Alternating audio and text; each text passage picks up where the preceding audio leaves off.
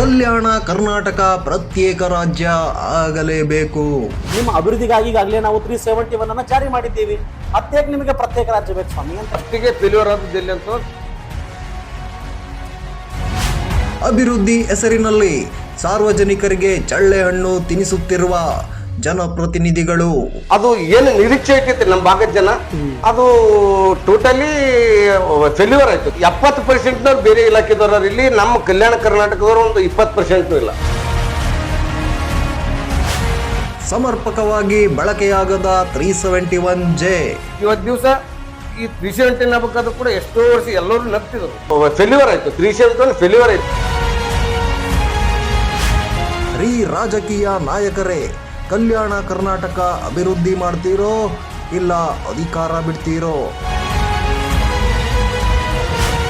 MS Patil Naribol, Kalyana Karnataka ಪ್ರತ್ಯೇಕ ರಾಜ್ಯ ಹೋರಾಟ ಸಮಿತಿ ಅಧ್ಯಕ್ಷರು.